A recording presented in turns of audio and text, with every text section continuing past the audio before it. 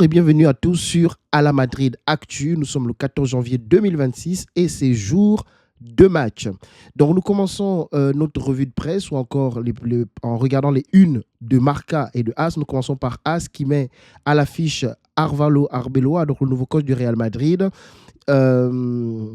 qui dit simplement ici qu'il veut voir un Vinicius souriant et joyeux. Oui, un Vinicius heureux.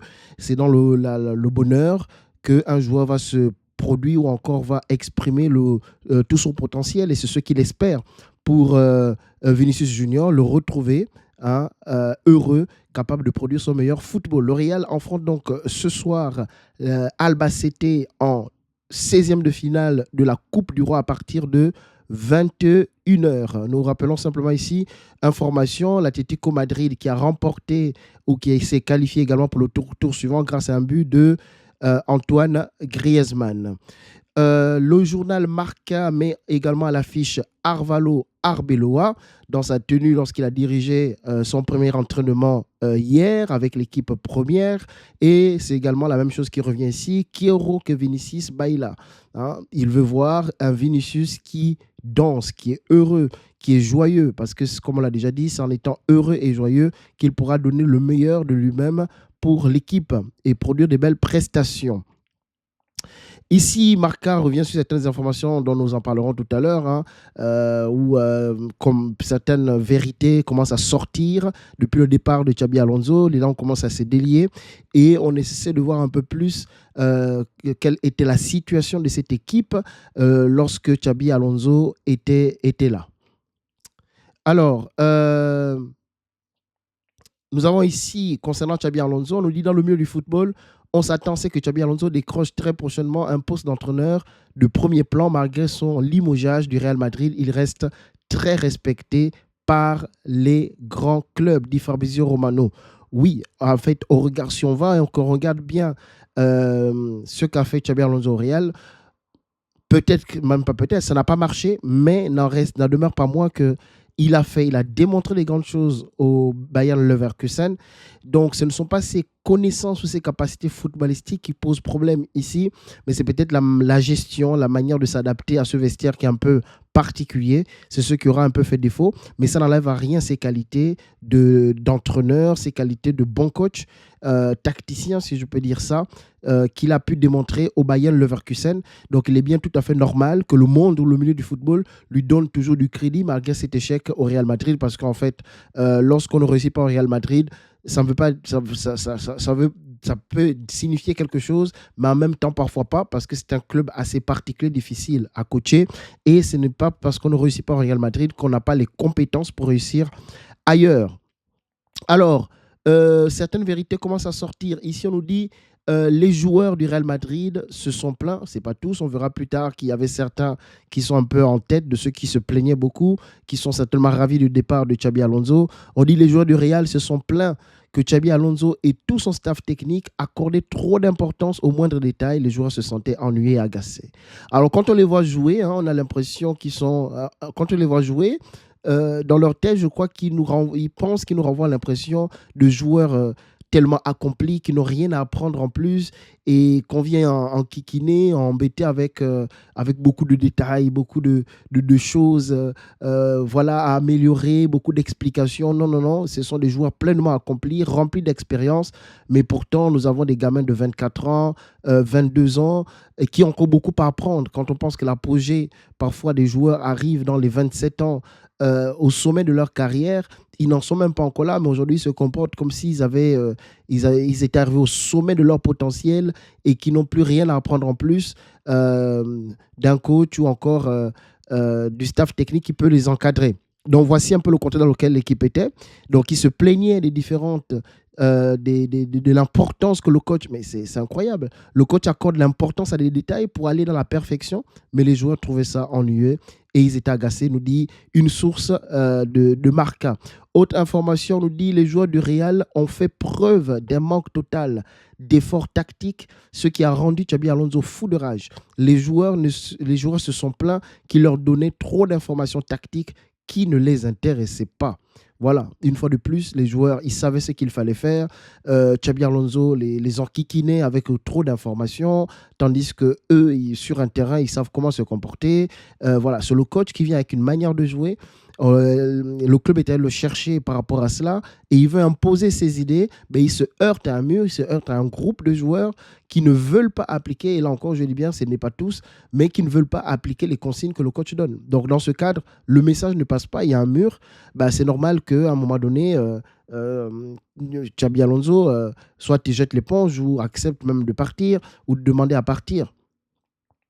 On nous dit également que si Xabi Alonso a démontré pendant plus de 2 ans, ça c'est Jürgen Klopp qui parle, a pu démontrer pendant 2 ans, plus de 2 ans, à Leverkusen quel talent extraordinaire il est en tant qu'entraîneur, doit quitter le Real Madrid seulement 6 mois plus tard. Cela montre que tout n'est pas parfait au sein du club. Oui, si Xabi Alonso s'en va, ce n'est pas à cause uniquement de son manque de capacité à réussir au Real Madrid, mais il y a un ensemble de choses dans ce club, il y a un ensemble de choses chez les joueurs, à la direction, il y a un ensemble de choses autour de ce club ou dans le fonctionnement de ce club aujourd'hui qui fait que c'est impossible pour un coach comme Xabi Alonso de pouvoir coacher de manière libre, diriger cette équipe et diriger ses joueurs.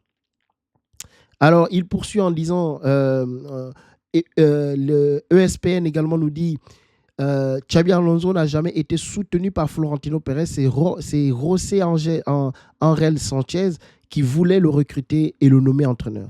Donc là également une autre information, ben oui, si le coach n'est pas soutenu par le président, si le coach n'est pas soutenu par la direction, si même au sein de la direction il y a la division, ben cette division va créer une brèche dans laquelle va s'engouffrer les joueurs et les joueurs en s'engouffrant dans cette brèche vont empêcher au coach de pouvoir faire ce qu'il doit faire pour pouvoir coacher l'équipe correctement. On nous dit également Xabi Alonso était très contrarié que le Real Madrid ait refusé sa demande de transfert de Martin Zubimendi l'été dernier. Il avait insisté auprès du club sur le besoin urgent de Zubimendi, mais le club lui avait répondu qu'il disposait de suffisamment de milieux de terrain pour la saison. Ah oui, on l'a très bien vu, hein, le milieu de terrain que nous avons, des joueurs vraiment sur le plan technique et la capacité à gérer le jeu, au milieu du terrain, à diriger le jeu, à dicter le jeu, à réguler le jeu au milieu du terrain. Nous avons pléthore de milieux de terrain capables de le faire. Bah, en fait, on se moque un peu de nous. Hein. Quand on voit les profils que nous avons, ce sont des joueurs qui, techniquement, on l'a vu lors de la finale de la Super Coupe d'Espagne depuis le début de la saison, on se rend bien compte que ce milieu de terrain du Real Madrid est limité sur le plan de la créativité, sur le plan de la gestion du ballon. Voilà, on a raté un joueur comme celui-là. Le coach demande des éléments importants pour pouvoir construire son jeu. Non seulement les joueurs ne sont pas réceptifs, les joueurs sont plaintifs, ils vont se plaindre sur le président, ils vont se plaindre à la direction et en retour, le coach n'est pas soutenu, les joueurs qu'il demande, on ne lui donne pas, mais il ne faut pas s'étonner qu'il ne puisse pas produire ou encore qu'il ne puisse pas produire ce qu'on aurait attendu qu'il puisse produire ou encore refléter les idées de son football sur le terrain. On l'a bien vu vers la fin qu'il a commencé à renoncer en fait à ses idées, il a commencé à vouloir faire un football adapté sur les joueurs. Mais ça, c'est vraiment triste de voir un coach avec autant de potentiel qui a démontré les grandes choses et on a l'occasion de le voir s'exprimer et de mettre en place quelque chose au Real Madrid sur peut-être plusieurs années parce qu'il c'est un jeune coach. Mais on se rend compte que voilà, les joueurs au Real sont pourri gâtés. La direction les couvre d'une manière vraiment incroyable. Donc voilà, franchement, c'est triste et c'est décevant pour les supporters du Real Madrid et qui étaient vraiment très, très ravis, impatients de voir Xabi Alonso prendre la tête de cette équipe. C'est vraiment, comment dire, ça fait mal. Ça fait mal au cœur de se rendre compte qu'il est parti, mais on ne lui a pas donné l'occasion, ni la possibilité, ni le temps de pouvoir exprimer pleinement ses idées et qu'on puisse se dire, OK, il avait tout en place, on lui avait tout mis, on lui avait donné les bonnes conditions, mais en fait, au final, il n'est pas bon pour le Real Madrid, simplement. Mais là, c'est difficile de juger parce qu'on ne lui a pas donné les pleins pouvoirs, on ne lui a pas donné tout ce dont il avait besoin pour faire son travail, on ne l'a pas soutenu quand il fallait le soutenir. Donc, son départ du Real Madrid, c'est tout à fait normal. C'est même mieux que ça s'arrête maintenant, au moins pour lui, pour sa santé mentale, psychologique et pour sa carrière aussi. Là, il est en train de perdre du temps au Real Madrid. Dans ce contexte, on se rend compte qu'il perdait son temps, tout simplement. Voilà. Alors, pour la suite, on nous dit également, selon plusieurs sources au sein du Real Madrid, le moment précis où Xabi Alonso a perdu le contrôle du vestiaire est celui où le club a omis de sanctionner Vinicius Junior pour son coup de sang après le Classico, nous dit Mario Cortegana. Mais cette histoire, sur le moment, dans la communauté, il y a certains qui disaient oui, Vinicius avait raison, etc. Oui, sa réaction peut-être, sa frustration, mais l'attitude, la réaction en tant que capitaine du Real Madrid, comme ça, et le club n'a rien dit, aucune personne au-dessus dans la direction n'est sortie dans les médias pour dire quelque chose. Waouh, quel message envoyé. Les joueurs peuvent se comporter comme ils veulent se comporter vis-à-vis du coach et personne ne dit rien. Il a fait une lettre d'excuse, Vinicius, il n'a pas cité le coach à l'intérieur. Il s'est passé comme une lettre à la poste. Ah oui, dès le départ, c'était biaisé. Hein. Franchement, dès le départ, c'était biaisé. Ce n'est pas étonnant qu'il soit parti. Alors, on nous dit également que lorsque le Real Madrid a limogé Xabi Alonso leur a clairement fait savoir que leur décision était fausse et injuste. Il leur a affirmé que son renvoi était dû à un abus de pouvoir des joueurs, dit Mario Cortegana. Oui, Xabi Alonso part du Real Madrid, c'est à cause de certains joueurs qui ne voulaient pas se plier aux exigences qu'il avait voulu mettre en place, qui ne voulaient pas se plier à la direction que donnait Xabi Alonso à ce club sous sa direction. Voilà, c'est tout simplement à cause de ça. La direction a voulu et veut faire plaisir à ses joueurs. Ben voilà, donc la seule solution, c'était bien sûr de se séparer de Xabi Alonso parce qu'il ne pouvait pas se séparer des joueurs.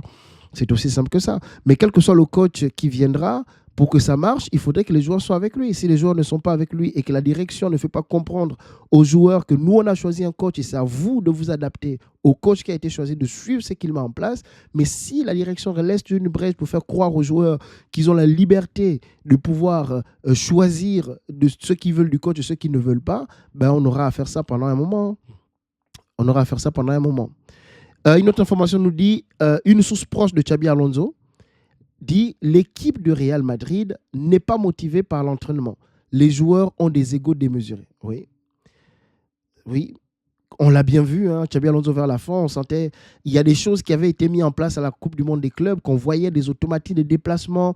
Mais là, vers la fin, on s'est rendu compte qu'il était revenu à un jeu, je ne sais même pas si c'est revenir. Le Real jouait de manière assez basique. Voilà, on sent qu'à l'entraînement, à mon avis, ils ne suivaient pas ce qu'ils voulaient faire. Alors Xabi Alonso a dit, bon, puisque tout ce que j'apporte, ils ne veulent pas l'écouter, ben, il est revenu à un football simpliste, tout simplement. Et je pense que c'est ce qui s'est passé. C'est ce qui s'est passé. Alors, on nous dit le vestiaire du Real Madrid était divisé entre les joueurs qui croyaient en Xabi Alonso, donc Kylian Mbappé, Arda Güler, Tchouaméni, Ceballos, Asensio, et les joueurs qui ne croyaient pas en lui. Fede Valverde, capitaine. Jude Bellingham, Vinicius Junior, capitaine également. Donc, on a deux capitaines. Plutôt que de créer une cohésion dans un projet, viennent pour créer la division simplement parce qu'ils comptent à leur propre... Ils se préoccupent de leur propre petite personne, mais ne se préoccupent pas de l'intérêt global de l'équipe ou encore du club. C'est vraiment, franchement, une bande de gamins. Début novembre, Xabi Alonso a hurlé sur les joueurs. Il a dit, je ne savais pas que j'étais venu ici pour entraîner des enfants, des gamins, quoi. Il a tenu ses propos car certains joueurs faisaient preuve d'un manque d'effort constant, boudaient et chuchotaient entre eux, dit Marca. Que veux-tu faire? Si tu prends des sanctions, la direction ne te soutient pas. Si tu prends des sanctions, on va te dire non, tel, il ne faut pas le sanctionner. Mais ce sont des enfants rois, des joueurs rois. Lorsque le Real a limogé Xabi Alonso, le club lui a indiqué que l'une des raisons était son incapacité à gérer le vestiaire. Xabi a rétorqué que chaque fois qu'il avait tenté de le faire, le club avait pris parti pour les joueurs contre lui et n'avait jamais soutenu ses décisions. Donc voilà, c'est tout à fait ça. Pardon. Autre information, le Real Madrid a informé Álvaro Arbeloa qu'il que s'il remporte des trophées et parvient à instaurer une bonne relation avec les joueurs, il restera entraîneur du Real Madrid la saison prochaine. Dans le cas contraire, le club recrutera un autre entraîneur cet été. Franchement, j'ai hâte de voir un peu ce que ça va donner parce que là, on est vraiment dans l'inconnu. Comment va jouer Arbeloa? Quel type de football va-t-il proposer? Est-ce que les joueurs vont adhérer, contrairement à ce qu'ils ont fait avec... enfin, est-ce que l'ensemble des joueurs vont adhérer, contrairement à ce qu'ils ont fait avec Xabi à Alonso? Et sachant qu'ils savent qu'il est là pour un temps, pas nécessairement pour durer. Et si Arbeloa ne leur plaît pas, à mon avis, ils vont tout faire pour qu'il ne reste pas à la fin de la saison. Donc, vraiment, on est dans une situation un peu compliquée.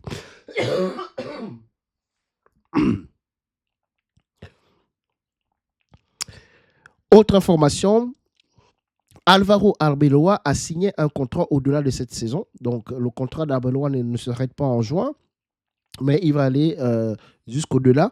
Si les objectifs sont atteints, il restera. Sinon, si les objectifs ne sont pas atteints, bien sûr que ce contrat s'arrêtera à la fin de la saison, puisqu'ils vont prendre un autre coach. Alors, nous avons dit qu'aujourd'hui, nous sommes jour de match. Donc, le Real affronte Albacete à partir de 21h. Pour cette rencontre, certains joueurs sont blessés ou encore indisponibles. On a Trent qui est blessé, Militao blessé, Mendy également qui est blessé. Bon, lui, n'en parlons plus. C'est presque... il est abonné à l'infirmerie. Et Rodrigo, Mbappé et Essen qui sont sous surveillance, donc toujours pour des pépins physiques. Donc, pour cette rencontre, Álvaro Arbeloa a convoqué quelques jeunes de la Cantera, notamment Roré Sestero, que lui-même avait présenté comme étant le meilleur 6 d'Espagne. Bon, on espère que maintenant qu'il est coach du Real Madrid, il aura l'audace de le faire monter de temps en temps pour disputer des matchs. Et comme ça, on va tous un peu voir si en effet Sestero, c'est le meilleur 6 d'Espagne. Donc, en tout cas, il est convoqué pour la rencontre de ce soir contre Albacete. On espère qu'il jouera des minutes pendant ce match, puisqu'il en avait joué un peu déjà lors du premier match en Coupe du Roi. Le jeune Manuel Angel également convoqué avec l'équipe première pour cette rencontre contre Albacete ce soir, avec Álvaro Arbeloa. Le 11 que propose As propose le 11 suivant. Donc, en attaque, Mastantuono, Gonzalo et Vinicius pour l'attaque. Le milieu de terrain, Bellingham, Tchouaméni, Güler. Et la défense, au côté droit, nous avons le jeune David Jiménez qui vient également de la Cantera, puisque nous avons Valverde qui est en délicatesse. Voilà. Nous avons également Trent qui est absent, Carval qui revient de blessure. Donc, mettre David Jiménez, c'est une bonne solution. Asensio et Hausen peuvent jouer. Bon, Hausen n'est pas blessé, mais sauf qu'il est sous observation, c'est ce qu'on a dit. Donc, on contrôle simplement son état. S'il est en mesure de jouer, il pourra jouer. Sinon... qui d'autre pourrait-on mettre dans l'axe? Alaba aussi peut jouer. Carreras pourrait aussi jouer.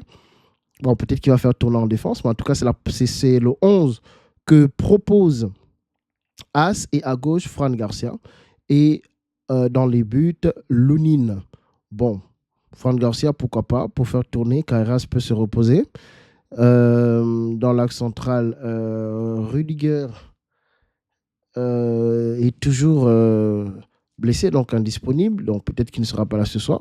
Donc en tout cas, voici le 11 que propose As ce soir. Donc notre attaque serait constituée de ces trois joueurs, Gonzalo, Mastantuono et Vinicius Junior. Pour la petite information, apparemment Mastantuono aussi serait parmi les joueurs qui n'étaient plus trop en accord avec Xabi Alonso à la fin de son aventure du côté du Real Madrid. Dernière information, nous parlons ici de Endrick. Alors, on nous dit qu'il y a une clause sur le prêt d'Endrick et cette clause va jusqu'au 20 janvier, c'est-à-dire que le club peut le rapatrier d'ici le 20 janvier. Mais bon, je pense que ça ne va pas arriver. Et pour le bien d'Endrick, j'espère que cela ne se fera pas et qu'il reste à Lyon. Comme ça, il va continuer à jouer, à progresser et ce sera que du bonheur et du bonus pour chacun d'entre nous, enfin les deux côtés, c'est-à-dire le Real et le joueur lui-même. Voilà, donc on n'oublie pas ce soir, 21h, rencontre entre Albacete et le Real Madrid en séance de finale de Coupe du Roi. Je vous souhaite une bonne journée. On se retrouve peut-être plus tard pour le débrief. N'oubliez pas de vous abonner et de liker. Cela donne de la force et encourage pour la suite. Merci.